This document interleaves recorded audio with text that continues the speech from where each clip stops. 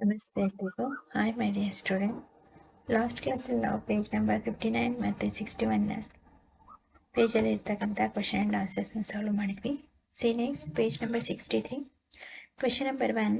Fill in the gaps in the following table illustrating difference between prokaryotic and eukaryotic cell.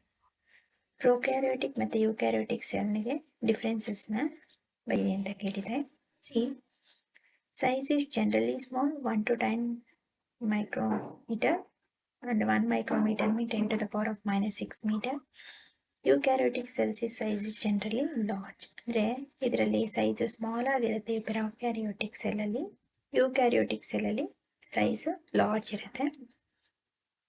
Nuclear region ಯಾವ ರೀತಿ ಇರುತ್ತೆ? Poorly defined because of absence of nuclear membrane. Prokaryotic cell ಅಂದ್ರೆ ಏನು? Absence of nuclear membrane. Well defined and surrounded by nuclear membrane. ಇಲ್ಲಿ nuclear membrane ಇರುತ್ತೆ. ಈ ರೀತಿ absence of nuclear membrane ಇದ್ದು ಅನ್ಡಿಫೈನ್ಡ್ ಇದ್ರೆ ಇದನ್ನ ಏನಂತ ಕರಿತೀವಿ? Nucleoid. What we called as nucleoid ಅಂತ ಇಲ್ಲಿ ಕರಿತೀವಿ. Chromosomes are single. ಪ್ರೊಕ್ಯಾರಿಯೋಟಿಕ್ ಸೆಲ್ಲಲ್ಲಿ ಏನು ಸಿಂಗಲ್ ಕ್ರೋಮೋಸೋಮ್ ಇರುತ್ತೆ. ಯೂಕ್ಯಾರಿಯೋಟಿಕ್ ಸೆಲ್ಲಲ್ಲಿ ಮೋರ್ ದ್ಯಾನ್ ಒನ್ ಕ್ರೋಮೋಸೋಮ್, ಒಂದಕ್ಕಿಂತ ಹೆಚ್ಚು ವರ್ಣತಂತುಗಳನ್ನು ಹೊಂದಿರುತ್ತೆ. And then fourth point, membrane bound cell organelles absent. ಏನು? ಪ್ರೊಕ್ಯಾರಿಯೋಟಿಕ್ ಸೆಲ್ಲಲ್ಲಿ ಕೋಶ ಪೊರೆ ಯಾವುದೇ ರೀತಿ ಕಂಡುಬರಲ್ಲ ಕಣದಂಗಗಳಲ್ಲಿ. Membrane bound cell organelles such as mitochondria, plastid etcetera. ಪೊರೆ ಸಹಿತ ಕಣದಂಗಗಳು ಅಂದರೆ ಕಣದಂಗಗಳಿಗೆ ಪೊರೆಯನ್ನು ಒಳಗೊಂಡಿರುತ್ತೆ, ಸೆಲ್ ಮೆಂಬ್ರೇನ್ ಇರುತ್ತೆ ಆರ್ಗನಲ್ಸ್ಗಳಿಗೆ. ಅದಕ್ಕೆ ಉದಾಹರಣೆಯನ್ನು ಕೊಟ್ಟಿದ್ದಾರೆ. ಅದಕ್ಕೆ ಮೈಟೋಕಾಂಡ್ರಿಯಾ, ಪ್ಲಾಸ್ಟಿಡ್ ಮತ್ತು ಇನ್ನಿತರ ಕಣದಂಗ. ಆ್ಯಂಡ್ ಪೇಜ್ ನಂಬರ್ 65 ಇರ್ತಕ್ಕಂಥ ಕ್ವಶನ್ ಆ್ಯಂಡ್ ಆನ್ಸರ್ಸ್ನ ಸಾಲ್ವ್ ಮಾಡೋಣ. Question number 1. Can you name the 2 organelles we have studied that contain their own genetic material? ಯಾವುದಾದ್ರೂ 2 ಕಣದಂಗಗಳನ್ನು ಹೆಸರಿಸಿ. ಅಂದರೆ ತನ್ನದೇ ಆದಂತಹ ಓನ್ ಜೆನೆಟಿಕ್ ಮೆಟೀರಿಯಲ್ಗಳನ್ನ ಹೊಂದಿರ್ತಕ್ಕಂಥ 2 ಕಣದಂಗಗಳು. ಲಾಸ್ಟ್ ಕ್ಲಾಸಲ್ಲೇ ಹೇಳಿದ್ದೀವಿ ಯಾವುದೆರಡು ತನ್ನದೇ ಆದ ಕಣದಂಗಗಳನ್ನ ಹೊಂದಿರೋದು? ಮೈಟೋಕಾಂಡ್ರಿಯಾ ಮತ್ತು plastid. Mitochondria and plastids are their 2 organelles that contain their own genetic material. ಯಾವುದು? DNA ಮತ್ತು ರೈಬೋಸೋಮನ್ನು ಹೊಂದಿರತಕ್ಕಂತಹ ಆರ್ಗನಲ್ಸ್ ಯಾವುದು? ಮೈಟೋಕಾಂಡ್ರಿಯಾ ಮತ್ತು ಪ್ಲಾಸ್ಟಿಡ್ಸ್ಗಳು. Both these organelles have their own DNA and ribosomes. ಈ 2 ಆರ್ಗನಲ್ಸ್ ಕಣದಂಗಗಳು ತನ್ನದೇ ಆದ DNA ಮತ್ತು ರೈಬೋಸೋಮ್ಗಳನ್ನು ಒಳಗೊಂಡಿರುತ್ತೆ. ಅದೇ ರೀತಿ ಕ್ವಶನ್ ನಂಬರ್ 2 ನೋಡಿ.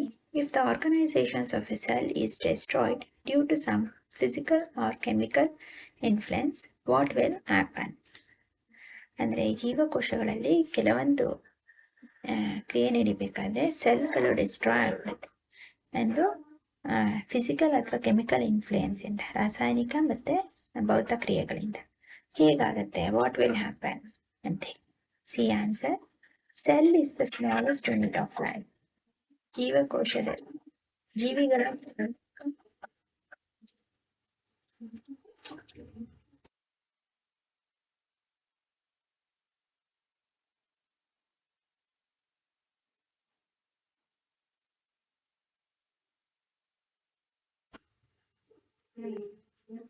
ಪ್ರತಿಯೊಂದು ಜೀವಿಯ ಅತ್ಯಂತ ಸಣ್ಣ ಘಟಕ ಯಾವುದು? ಜೀವಕೋಶ. Cell is the smallest unit of life. ಒಂದು ಜೀವಿಯ ಪ್ರಮುಖ ಚಿಕ್ಕ ಘಟಕ ಅಂದರೆ ಅದು ಸೆಲ್, ಜೀವಕೋಶ. Which is capable of all living function. ಈ ಒಂದು ಜೀವಕೋಶವನ್ನು ಎಲ್ಲ ಚಟುವಟಿಕೆಗಳನ್ನು, ಎಲ್ಲ ಕಾರ್ಯಗಳನ್ನು ನಿರ್ವಹಿಸುವ ಸಾಮರ್ಥ್ಯವನ್ನು ಹೊಂದಿದೆ. If the organisation of a cell is destroyed due to some physical or chemical influence, ಹೇಗಂದರೆ then the ability of the cell to perform all living function. ಇಲ್ಲಿಂದ ಆನ್ಸರ್ ಅರ್ಥಾಯ್ತಾ? ಹೇಗಂದರೆ ಈ ಜೀವಕೋಶಕ್ಕೆ ತನ್ನ ಆ ಜೀವಿಯ ಎಲ್ಲ ಕಾರ್ಯಚಟುವಟಿಕೆಗಳನ್ನು, ಜೀವಿಗೆ ಸಂಬಂಧಿಸಿದ ಎಲ್ಲ ಕಾರ್ಯಚಟುವಟಿಕೆಗಳನ್ನು ನಿರ್ವಹಿಸುವಂತಹ ಸಾಮರ್ಥ್ಯ ಇರುವುದರಿಂದ ಏನನ್ನು ಸೆಲ್ ಇಸ್ ದ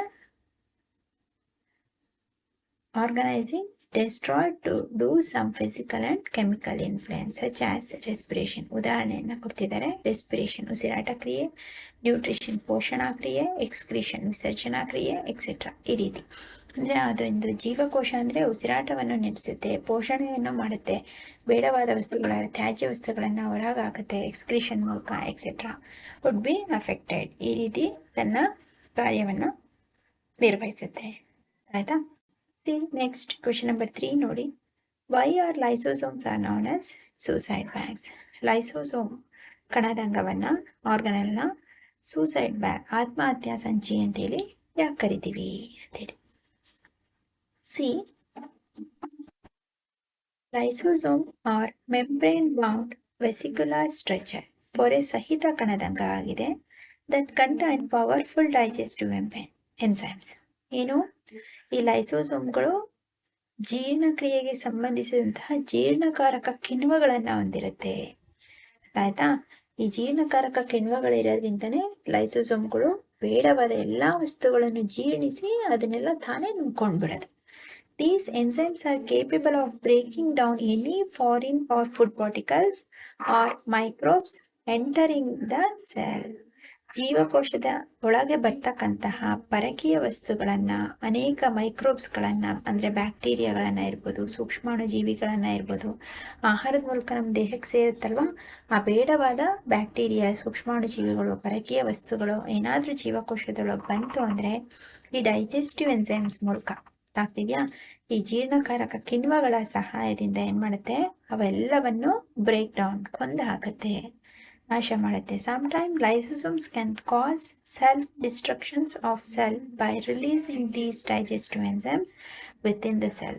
ಕೆಲವೊಂದು ಸಲ ಈ ಲೈಸೋಸೋಮ್ಗಳು ಯಾವ ರೀತಿ ವರ್ತಿಸುತ್ತೆ ಅಂದರೆ ಬೇಡವಾದಂತಹ ವಸ್ತುಗಳನ್ನು ಡೈಜೆಸ್ಟಿವ್ ಎನ್ಸೈಮ್ಸ್ ಜೀರ್ಣಕಾರಕ ಕಿಣ್ವಗಳ ಸಹಾಯದಿಂದ ಏನು ಮಾಡುತ್ತೆ, ಅದು ಅಲ್ಲೇ ಡಿಸ್ಟ್ರಾಯ್ ಮಾಡಿಬಿಡುತ್ತೆ, ತಾನೇ ಸ್ವಂತವಾಗಿ ಅವುಗಳನ್ನು ತಿಂದು ಹಾಕುತ್ತೆ, ನುಂಗ್ಕೊಂಡ್ಬಿಡುತ್ತೆ. Hence they are also known as suicide bag. ಈ ರೀತಿ ಬೇಡವಾದ ಅಥವಾ ಜೀರ್ಣವಾದ ಅಥವಾ ಡೆಡ್ ಸೆಲ್ಸ್ಗಳನ್ನ ಇರ್ಬೋದು ಅಥವಾ ಫಾರಿನ್ ಬಾಡೀಸ್ನ ಇರ್ಬೋದು, ಇವುಗಳನ್ನೆಲ್ಲ ತಾನೇ ತಿನ್ಕೊಳ್ಳೋದ್ರಿಂದ ಇದನ್ನು ಆತ್ಮಹತ್ಯಾ ಸಂಚಿ ಸೂಸೈಡ್ ಬ್ಯಾಗ್ ಅಂತೇಳಿ ಕರಿತೀವಿ. ದೆನ್ ಕ್ವೆಶನ್ ನಂಬರ್ 4 ನೋಡಿ. Where are protein synthesised inside the cell? ಜೀವಕೋಶದ ಒಳಭಾಗದಲ್ಲಿ ಪ್ರೋಟೀನ್ನ ಉತ್ಪಾದನೆ ಹೇಗಾಗುತ್ತೆ, ಎಲ್ಲಾಗುತ್ತೆ ಅಂತೇಳಿ. ರೈಬೋಸೋಮ್ಸ್ ನಿಮ್ಮೆಲ್ಲರಿಗೂ ಗೊತ್ತು. ರೈಬೋಸೋಮ್ಸ್ ಆರ್ ಪ್ರೆಸೆಂಟ್ ಇನ್ ಮೈಟೋಕಾಂಡ್ರಿಯಾದಲ್ಲಿರುತ್ತೆ, ರಫ್ ಎಂಡೋಪ್ಲಾಸ್ಮಿಕ್ ರೆಟಿಕ್ಯುಲಮಲ್ಲಿ ಇರುತ್ತೆ, ಆ್ಯಂಡ್ ದೆನ್ ಪ್ಲಾಸ್ಟಿಡ್ಸ್ಗಳು ರೈಬೋಸೋಮ್ಸ್ನ ಹೊಂದಿರುತ್ತೆ. ರೈಬೋಸೋಮ್ಸ್ನ ಕೆಲಸ ಏನು? Synthesis of protein. ರೈಬೋಸೋಮು ಪ್ರೋಟೀನನ್ನು ಉತ್ಪತ್ತಿ ಮಾಡೋದೇ ರೈಬೋಸೋಮ್ಸ್ನ ಕೆಲಸ. ಸೊ ಈ ರೈಬೋಸೋಮ್ಸು ನಮಗೆ ಈ ಥರ ಆರ್ಗನಲ್ಸ್ಗಳಲ್ಲಿ ಕಂಡುಬರುತ್ತೆ. Ribosomes are the site for protein synthesis. Ribosomes are very small structures found either in a free state. ಇದು ತುಂಬ ಚಿಕ್ಕದಾದ ರಚನೆಯನ್ನು ಹೊಂದಿರುತ್ತೆ. ಈ ರೀತಿ ಫೌಂಡ್ ಐದರ್ ಇನ್ ಫ್ರೀ ಸ್ಟೇಟ್, ತುಂಬ ಸ್ವತಂತ್ರವಾಗಿ ನಮ್ಮ ಜೀವಕೋಶದಲ್ಲಿ ಕಂಡುಬರುತ್ತೆ. ಸಸ್ಪೆಂಡೆಡ್ ಇನ್ ದ ಸೈಟೋಪ್ಲಾಸಮ್, ಎಲ್ಲಿ ನಮ್ಮ ಜೀವಕೋಶದ ಒಳಗಡೆ ಅತ್ಯಂತ ಖಾಲಿ ಪ್ರದೇಶ ಇರುತ್ತಲ್ಲ, ಸೈಟೋಪ್ಲಾಸಮ್ ಅಂತ ಏನು ಕರಿತೀವಿ, ಕೋಶ ದ್ರವ್ಯ, ಅಲ್ಲಿ ಈ ರೈಬೋಸೋಮ್ಗಳು ಇಲ್ಲಿ ಕಂಡು ಬರುತ್ತೆ. Are attached to the surface of the endoplasmic reticulum. ಅದಲ್ಲದೆ RER ಅಂದರೆ ಏನು ಹೇಳಿ, ರಫ್ ಎಂಡೋಪ್ಲಾಸ್ಮಿಕ್ ರೆಟಿಕ್ಯುಲಮ್. ಇಲ್ಲಿ ಆ ರಫ್ ಎಂಡೋಪ್ಲಾಸ್ಮಿಕ್ ರೆಟಿಕ್ಯುಲಮ್ಗೆ ಅಂಟಿಕೊಂಡಿರುತ್ತೆ ಅಲ್ವಾ, ಅಟ್ಯಾಚ್ ಆಗಿರುತ್ತೆ, ಅಲ್ಲಿ ಕಂಡು ಬರುತ್ತೆ. They are composed of ribonucleic acids and protein. ಇದು ಏನನ್ನ ಉತ್ಪತ್ತಿ ಮಾಡುತ್ತೆ? ರೈಬೋನ್ಯೂಕ್ಲಿಕ್ ಆಮ್ಲ ಮತ್ತು ಪ್ರೋಟೀನನ್ನು ಉತ್ಪತ್ತಿ ಮಾಡುತ್ತೆ. ಆಯಿತಾ? ನಮ್ಮ ಜೀವಕೋಶಕ್ಕೆ ಅಗತ್ಯವಾದಂಥ ಪ್ರೋಟೀನನ್ನು ಉತ್ಪತ್ತಿ ಮಾಡೋದ್ರಲ್ಲಿ ರೈಬೋಸೋಮ್ನ ಪಾತ್ರ ತುಂಬ ಪ್ರಮುಖವಾದದ್ದು. ಈ ರೈಬೋಸೋಮ್ಗಳು ನಮ್ಮ ಜೀವಕೋಶದ ಒಳಗೆ ಇರ್ತಕ್ಕಂಥ ಕೆಲವೊಂದು ಆರ್ಗನಲ್ಸ್ ಅಂದರೆ ಸೆಲ್ ಆರ್ಗನಲ್ಸ್ಗಳಾದ ಮೈಟೋಕಾಂಡ್ರಿಯಾ, ಪ್ಲಾಸ್ಟಿಡ್ಗಳು ಇವುಗಳಲ್ಲಿ ಕಂಡುಬರುತ್ತೆ. ಆಯಿತಾ? C next. ಇದಿಷ್ಟು ನಮ್ಮ ಇನ್ ಟೆಕ್ಸ್ಟ್ ಕ್ವಶನ್ಸ್. ಟೆಕ್ಸ್ಟ್ ಬುಕ್ ಒಳಗಡೆ ಇರ್ತಕ್ಕಂಥ ಕೆಲವೊಂದು ಕ್ವಶನ್ಸ್ ಇತ್ತಲ್ಲ, ಅವುಗಳನ್ನ ಸಾಲ್ವ್ ಮಾಡಿದ್ವಿ. ಈಗ ಎಕ್ಸಸೈಸ್ ಕ್ವಶನ್ ಆ್ಯಂಡ್ ಆನ್ಸರ್ಸ್ಗೆ ಹೋಗೋಣ. See first question. Make a comparison to write down ways in which plant cells are different from animal cell. Animal cell ಮತ್ತು ಪ್ಲಾಂಟ್ ಸೆಲ್, ಸಸ್ಯ ಜೀವಕೋಶ ಮತ್ತು ಪ್ರಾಣಿ ಜೀವಕೋಶಗಳಿಗೆ ಇರ್ತಕ್ಕಂತಹ ವ್ಯತ್ಯಾಸವನ್ನು ತಿಳಿಸಿ ಅಂತೇಳಿ ಕೇಳ್ತಿದ್ದಾರೆ. See the cells of animals and plants have the following difference. ಈ ಕೆಳಗಿನ ವ್ಯತ್ಯಾಸಗಳು ಯಾವ್ಯಾವ ರೀತಿ ಇದೆ ಅನಿಮಲ್ ಸೆಲ್ಲು ಮತ್ತು ಪ್ಲಾಂಟ್ ಸೆಲ್ಗೆ. Animal cells are generally small in size. ಸಾಮಾನ್ಯವಾಗಿ ಪ್ರಾಣಿ ಜೀವಕೋಶಗಳು ಏನಾಗಿರುತ್ತೆ, ಸ್ಮಾಲ್ ಸೈಜ್, ಇಷ್ಟು ಬರೆದ್ರೂ ಆಗುತ್ತೆ, small in size. Plant cells are larger than animal cell, large cells ಅಂತ ಬೇಕಾದರೂ ಬರೀಬೋದು. ಸೆಲ್ ವಾಲ್ ಈಸ್ ಆಬ್ಸೆಂಟ್, ಇದರಲ್ಲಿ ಕೋಶ ಭಿತ್ತಿ, ಅರ್ಥ ಆಯ್ತಾ, ಸೆಲ್ಯುಲೋಸ್ ಇರಲ್ಲ ಅನಿಮಲ್ ಸೆಲ್ಲಲ್ಲಿ, ಕೋಶ ಭಿತ್ತಿ ಇರಲ್ಲ. Plasma membrane of the plant cells is surrounded by A rigid cell wall of cellulose. Plasma membrane ಕೋಶ ಪೊರೆಯೊಳಗಡೆ ಸುತ್ತಿಕೊಂಡಿರ್ತಕ್ಕಂಥ, ಕೋಶ ಪೊರೆಯನ್ನೊಳಗೊಂಡ ಒಂದು ರಿಜಿಡ್ ಸೆಲ್ ವಾಲ್, ಕೋಶ ಭಿತ್ತಿಯು ಸೆಲ್ಯುಲೋಸನ್ನು ಒಳಗೊಂಡಿರುತ್ತೆ ಪ್ಲಾಂಟ್ ಸೆಲ್ಲಲ್ಲಿ. Except the protozoans euglena, no animal cells possesses plastids. ಆದರೆ ಪ್ರೋಟೋಜೋವಾ ಮತ್ತು ಯುಗ್ಲಿನಾವನ್ನು ಬಿಟ್ಟು ಇನ್ನು ಯಾವ ಪ್ರಾಣಿ ಜೀವಕೋಶದಲ್ಲೂ ಈ ಪ್ಲಾಸ್ಟಿಡ್ಗಳು ಅಂದರೆ ವರ್ಣವನ್ನು ಕೊಡ್ತಕ್ಕಂತಹ ಈ ಪ್ಲಾಸ್ಟಿಡ್ಗಳು ಕಂಡುಬರೋದಿಲ್ಲ. ಆದರೆ ಪ್ರೋಟೋಜೋವಾ ಮತ್ತು ಯುಗ್ಲಿನಾಗೆ ಪ್ಲಾಸ್ಟಿಡ್ಗಳನ್ನು ಹೊಂದಿರುತ್ತೆ. ಪ್ಲಾಸ್ಟಿಡ್ಸ್ ಆರ್ ಪ್ರೆಸೆಂಟ್, ಆಲ್ರೆಡಿ ಓದಿದ್ದೀವಿ, ಪ್ಲಾಸ್ಟಿಡ್ಗಳು present only in plant cells ಅಂತ ಹೇಳಿ. Vacuoles in animal cells are many, small and temporary. ಪ್ರಾಣಿ ಜೀವಕೋಶಗಳಲ್ಲಿ ತುಂಬ ವ್ಯಾಕ್ಯೂಲ್ಸ್ಗಳು, ರಸದಾನಿಗಳಿರುತ್ತೆ, ಅದು ತುಂಬ ಚಿಕ್ಕದಾಗಿರುತ್ತೆ, ಸಣ್ಣ ಸಣ್ಣ ಬಾಲ್ ಥರ, ಆದರೆ ಅದು ಟೆಂಪ್ರವರಿ ಆಗಿರುತ್ತೆ, ಶಾಶ್ವತವಾಗಿರಲ್ಲ. But most mature plant cells have a permanent and large central sap vacuole. ಆದರೆ ಸಸ್ಯ ಜೀವಕೋಶಗಳಲ್ಲಿ ಶಾಶ್ವತವಾದ ದೊಡ್ಡದಾದ ರಸದಾನಿಯು ಕೋಶದ ಮಧ್ಯಭಾಗದಲ್ಲಿ ಕಂಡುಬರುತ್ತೆ. Animal cells have a single highly complex and prominent Golgi operators.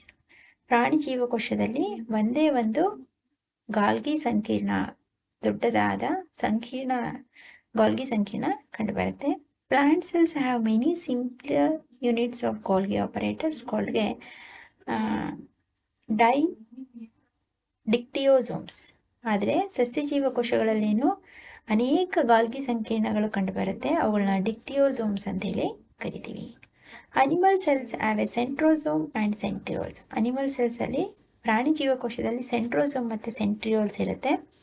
ಅದೇ ಪ್ಲಾಂಟ್ ಸೆಲ್ಲಲ್ಲಿ, ಸಸ್ಯ ಜೀವಕೋಶದಲ್ಲಿ centrosome, lack of centrosome and centrioles, ಯಾವುದೇ ರೀತಿಯಾದ ಸೆಂಟ್ರೋಸೋಮ್ ಮತ್ತು ಸೆಂಟ್ರಿಯೋಲ್ಸ್ಗಳು ಕಂಡುಬರೋದಿಲ್ಲ. ಇದಿಷ್ಟು ಸಸ್ಯ ಜೀವಕೋಶ ಮತ್ತು ಪ್ರಾಣಿ ಜೀವಕೋಶಕ್ಕಿರ್ತಕ್ಕಂಥ ವ್ಯತ್ಯಾಸ. ನೀವು ಯಾವುದಾದ್ರೂ ಈಸಿಯಾಗಿರ್ತಕ್ಕಂಥದ್ದು, first one small size, large size, cell wall is absent, cell wall is present, ಈ ರೀತಿಯಾದಂತಹ 4 ಡಿಫ್ರೆನ್ಸ್ ಬರೆದ್ರು ಓಕೆ. ಈ ಲಾಸ್ಟ್ 6th ಒನ್ ತೊಗೋಬೋದು, ಆ್ಯಂಡ್ ದೆನ್ ಇದನ್ನು ತೊಗೋಬೋದು, ಈ 4 ಪಾಯಿಂಟ್ಸನ್ನು ಮಾಡ್ಕೋಬೋದು. ಆ್ಯಸ್ ಲೈಕ್ ಅದೇ ರೀತಿ how is a prokaryotic cell different from eukaryotic cell, ಇದು ಆಲ್ರೆಡಿ ಹೇಳಿದ್ವಿ, ಇದರಲ್ಲೂ ಸಹ ನೀವು ಅದನ್ನು ಬರೀಬೋದು. ಇದುಗಳ ಡಿಫ್ರೆನ್ಸ್ನೂ ಕೇಳಿದ್ದಾರೆ, ನಿಮ್ಮ ಪೇಜ್ ನಂಬರ್ 65 ಎಲ್ಲ ಇದನ್ನು ಡಿಸ್ಕಸ್ ಮಾಡಿದ್ದೀವಿ. ಇನ್ನೊಂದು ಸಲ ನೋಡೋಣ. Cell size is generally small, cell size is generally large. Nuclear regions called a nucleoid is not surrounded by nuclear membrane, but nuclear material is surrounded by a nuclear membrane. Only single chromosomes present, more than one chromosomes is present. Nucleolus is absent, nucleolus is present, and membrane bound cell organelles are absent, membrane bound cell organelles are present. Cell division by fission or budding, no mitosis. Cell division, mitosis or meiotic. ಇದಿಷ್ಟು prokaryotic ಮತ್ತು ಯೂಕ್ಯಾರಿಯೋಟಿಕ್ ಜೀವಕೋಶಗಳಿಗಿರ್ತಕ್ಕಂತಹ ವ್ಯತ್ಯಾಸ. ಇದಿಷ್ಟು ಇರಲಿ. Next ಕ್ಲಾಸಲ್ಲಿ question number 3 ಇಂದ exercise question and ಆನ್ಸರ್ಸ್ನ solve ಮಾಡೋಣ. ಏನಾದರೂ ಡೌಟ್ಸ್ ಇತ್ತು, ಅರ್ಥ ಆಗಲಿಲ್ಲ, ಇನ್ನೂ ಸ್ವಲ್ಪ ಶಾರ್ಟ್ ಆಗಬೇಕು ಅಂದರೆ ಅದನ್ನು ಡಿಸ್ಕ್ರಿಪ್ಷನಲ್ಲಿ ಹಾಕಿ ಕಮೆಂಟ್ ಮಾಡಿ. ನಿಮ್ಮ ಫ್ರೆಂಡ್ಸ್ಗಳಿಗೂ ಈ ನೋಟ್ಸ್ನ ಶೇರ್ ಮಾಡಿ, ಈ ವಿಡಿಯೋನ ಅವರು ನೋಟ್ಸ್ ಮಾಡ್ಕೊಳ್ಳಿ. ಮತ್ತು ನಿಮ್ಮ ಫ್ರೆಂಡ್ಸ್ ಜೊತೆ ಈ ಕ್ವೆಶನ್ ಆ್ಯಂಡ್ ಆನ್ಸರ್ಸ್ನ ಡಿಸ್ಕಸ್ ಮಾಡಿ. ಹೆಚ್ಚೆಚ್ಚು ಡಿಸ್ಕಸ್ ಮಾಡಿದಷ್ಟು ನಿಮ್ಮ ಮೆಮೊರಿನಲ್ಲಿ ಉಳಿಯುತ್ತೆ. ಆ್ಯಂಡ್ ಪ್ಲೇಲಿಸ್ಟ್ನ ಚೆಕ್ ಮಾಡಿ. ಮತ್ತು ಸಬ್ಸ್ಕ್ರೈಬ್ ಮಾಡಿಕೊಂಡ್ರೆ ಡೈಲಿ ಆಗ್ತಕ್ಕಂಥ ವೀಡಿಯೋಸ್ ನಿಮಗೆ ಈಸಿಯಾಗಿ ಸಿಗುತ್ತೆ, ಸರ್ಚ್ ಮಾಡೋ ನೆಸೆಸಿಟಿ ಇರಲ್ಲ. ಟೆಕ್ಸ್ಟ್ ಬುಕ್ನ 2 or 3 times ಓದಿ, ಹೋಮ್ವರ್ಕ್ ಕ್ವಶನ್ಸ್ನು ಅಡಿಷನ್ ಕ್ವಶನ್ಸ್ ಆಗಿ ನೋಟ್ಸಲ್ಲಿ ಬರೆದಿಟ್ಕೊಳ್ಳಿ. ಟೆಸ್ಟ್ಗೆ ಮತ್ತು ಎಕ್ಸಾಮ್ಗೆ ಹೆಲ್ಪ್ ಆಗುತ್ತೆ. ಆ್ಯಂಡ್ ನಿಮ್ಮ ಹೈಯರ್ ಕ್ಲಾಸಸ್ಗೆ ಸೈನ್ಸ್ ಟೆಕ್ಸ್ಟ್ ಬುಕ್ನ ಓದಿ ಇನ್ಸೈಡ್ ಟೆಕ್ಸ್ಟ್ ಬುಕ್ ಕ್ವಶನ್ ಆನ್ಸರ್ಸ್ನ ಹೆಚ್ಚು ಸ್ಟಡಿ ಮಾಡಿದಷ್ಟು it's very helpful to you. And ಸೈನ್ಸಲ್ಲಿ ಟೆಕ್ಸ್ಟ್ ಬುಕ್ ಓದೋದೇ it's a better way of learning. So notes ಮಾಡ್ಕೊಂಡು ಚೆನ್ನಾಗಿ ಓದಿ. ಓಕೆನಾ? Okay my dear student, thank you.